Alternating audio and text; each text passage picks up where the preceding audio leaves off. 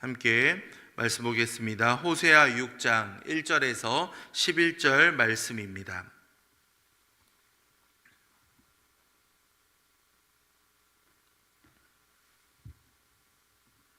(6장 1절에서 11절) 교독하겠습니다. 오라, 우리가 여호와께로 돌아가자. 여호와께서 우리를 찢으셨으나 도로 낫게 할 것이요 우리를 치셨으나 싸매어 주실 것임이라. 여호와께서 이틀 후에 우리를 살리시며 셋째 날에 우리를 일으키시리니 우리가 그의 앞에서 살리라. 그러므로 우리가 여호와를 알자. 힘써 여호와를 알자. 그의 나타나심은 새벽빛 같이 어김없나니 비와 같이 땅을 적시는 늦은 비와 같이 우리에게 임하시리라 하니라. 그러이마 내가 어떻게 하랴? 유다야, 내가 내게 어떻게 하랴? 너희의 인애가 아침 구름이나 쉬 없어지는 이슬 같도다. 그러므로 내가 선지자들로 그들을 치고 내 입의 말로 그들을 죽였노니 내 심판은 비처럼 나오느니라.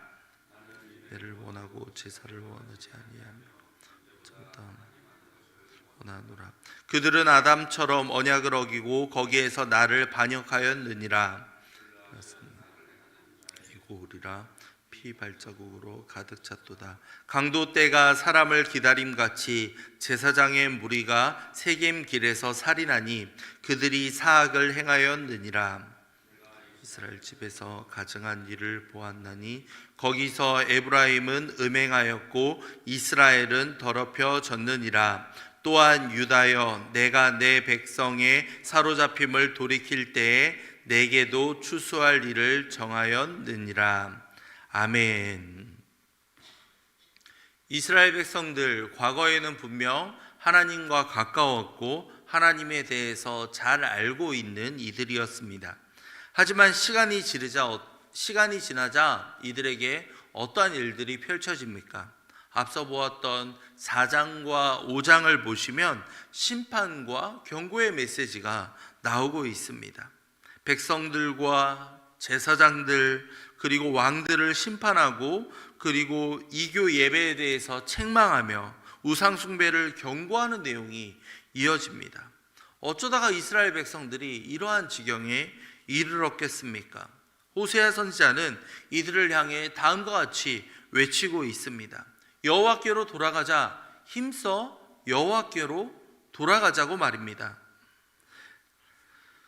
먼저 1절을 보시기 바랍니다. 오라, 우리가 여호와께로 돌아가자. 여호와께서 우리를 찢으셨으나 도로 낫게 할 것이요 우리를 치셨으나 싸매어 주실 것임이라. 호세아 선지자가 말하고 있죠. 돌아가자. 우리를 찢으셨으나 낫게 할 것이고 치셨지만 싸매어 주실 것이다 라고 말합니다. 2절을 보시면요, 이틀 후에 우리를 살리시며 셋째 날에 우리를 일으키기까지 하신다 라고 말씀하고 있습니다. 완전한 회복, 진정한 회복에 대해서 호세아 선지자는 알려주고 있는 겁니다. 어떠한 전제 조건이 있다면요, 바로 여호와께 돌아온다면 말입니다. 신앙의 회복이 바로 이렇습니다. 여호와께 돌아올 때 진정한 회복이 있습니다. 다른 방법은 결코 존재할 수 없는 겁니다. 우리가 잠깐 시험과 고난을 겪으면서 여호와에 대해서 알고 있다가도 흔들리는 모습들을 보일 수 있습니다. 떠난다라고 표현할 때 아예 교회를 멀리하는 것도 있겠지만 몸은 여기에 있으면서도 마음이 하나님께로부터 멀어지는 경우들도 있을 겁니다. 그 모든 것들을 포함하고 있는 표현이겠죠. 이러한 사람이 몸이 떠나 있건 마음이 떠나 있건 이 사람이 진정한 회복을 경험하기 위해서는 여호와께 돌아가야만 합니다. 탕자가 돌아가야 할 곳이 아버지가 계셨던 집이었던 것처럼 이들 역시도 하나님께 반드시 돌아와야만 합니다. 하나님께로 돌아왔다면 이제 그 다음 또한 중요합니다. 대부분의 사람이 떠났다가 돌아오고 다시 평안해지면 또다시 하나님을 떠나는 일을 반복하곤 합니다. 시간이 지나면 어김없이 이렇게 고백할 겁니다. 하나님밖에 없습니다. 오직 하나님밖에 없습니다.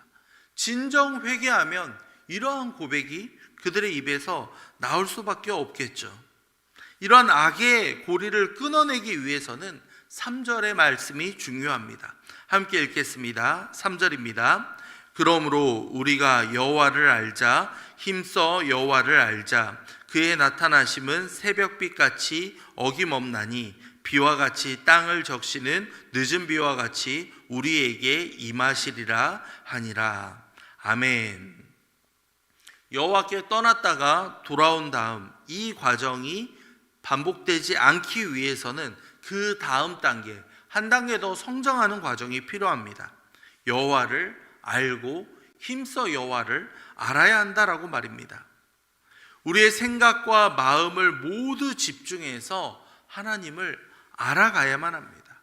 지식과 감정과 의지를 가지고 모든 것을 동원해서 여호와를 알기에 우리는 힘써야만 합니다. 여호와의 나타나심이 새벽빛과 같고 그 비와 같고 늦은 비와 같다라고도 말하고 있습니다. 어두웠던 새벽의 시간이 지나고 나서 오늘 반드시 태양은 떠오르게 됩니다. 새벽빛이 비추는 것처럼 말입니다. 반복적으로 해마다 이스라엘 땅에 내렸던 가을비와 땅을 적시는 늦은 봄비가 없었다면 그들은 추수를 할 수 없었습니다. 그들은 늦은 봄비와 가을비를 바라보면서 하나님이 우리에게 또한 은혜를 주셨다, 하나님의 도우심과 나타나심이 있다라고 고백을 했던 겁니다. 그러기에 돌아왔다면 이제 하나님을 알아가야만 합니다. 성도들에게 있어서 여호와의 나타나심이 우리 삶 가운데 분명히 드러나고 있는지 그렇지 않은가 우리는 점검해야만 하겠죠. 칼빈은 기독교 강요에서 이렇게 이야기합니다. 신앙이나 경건이 없는 경우에는 거기에 하나님을 아는 지식이 있다고 말할 수 없다. 꾸준한 신앙생활과 경건의 훈련, 이것이 없이는 하나님을 안다고 말할 수 없습니다. 경건의 훈련에 대해 칼빈은 이렇게 소개했던 겁니다. 경건은 하나님에 대한 두려움과 그를 아는 사랑이 하나로 결합된 상태라고 말입니다. 하나님에 대한 두려움과 하나님에 대한 사랑이 하나로 결합해서 그 경외하는 마음과 그리고 계속해서 알아가고자 하는 신앙과 경건의 훈련이 없이는 그 누구도 자신 있게 하나님을 알고 있습니다 말할 수 없다라는 겁니다. 누군가를 두려워할 수 있고 누군가는 사랑할 수도 있죠. 하지만 이 모든 것이 함께하는 것이 바로 경건의 훈련의 연장이라는 겁니다. 우리는 세상의 그 누구보다 두려워할 존재가 하나님임을 반드시 기억해야만 합니다. 이뿐만이 아니라 그 누구도 사랑할 수 있는 존재이지만 우리의 삶 가운데 가장 사랑하며 제일 되는 사랑의 목적은 바로 하나님이라는 사실 또한 명심해야만 합니다. 칼빈은 그 다음 단계에 이르러 제시하고 있는 것이 있습니다. 모든 것들이 하나님께로부터 오는 것임을 알고 그에게 구하고 기다리기를 배워야 하고 또한 우리가 받는 모든 것들을 하나님께 돌리고 그에게 감사를 드려야 한다라고 말입니다. 하나님에 대한 신뢰와 경외하는 마음에 이어지는 것이 바로 하나님을 진정 알아가는 길이다라고 말해주고 있습니다. 하나님이 원하시는 것은 무엇입니까? 6절을 볼까요? 6절입니다. 나는 인애를 원하고 제사를 원하지 아니하며 번제보다 하나님을 아는 것을 원하노라. 아멘. 인애 그리고 하나님을 아는 것을 원한다라고 말씀하고 있습니다. 인애라는 단어는 원어를 보면 여러분 잘 들어보셨던 헤세드입니다. 이 헤세드는 바로 하나님 아버지의 긍휼을 의미합니다. 이스라엘 백성들을 향한 하나님이 그 인자하심과 자비로우심과 사랑을 말해주고 있는 겁니다. 반면에 이 헤세드의 주체가 하나님이 아니라 백성에게 온다면 그 뜻이 달라집니다. 백성들이 이 헤세드의 주체가 될 때에는 하나님을 향한 경건이라고 바뀌어집니다. 하나님께서는 나는 너희들이 경건하기를 원하고 제사를 원하지 않는다라고 말씀하시는데요. 이어서 번제보다 하나님을 아는 것을 원한다라고도 하십니다. 하나님을 알아가기 위한 꾸준한 노력이 필요하다라는 것을 강조하는 표현이라고 볼 수 있겠습니다.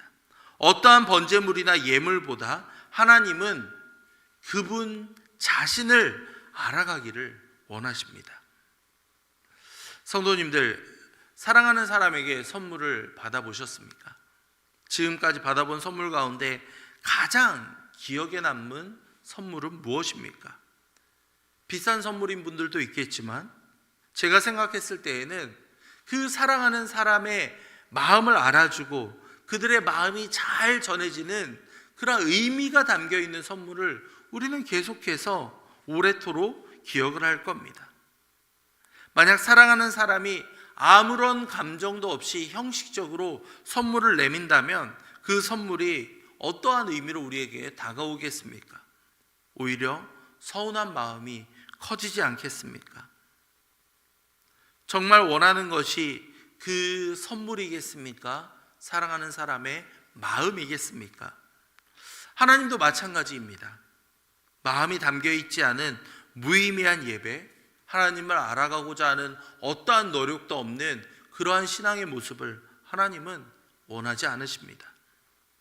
여호와를 안다고 알아가고 있다고 확신하기 위해서는 그분의 관점에서 하나하나를 이해해 나가야만 합니다.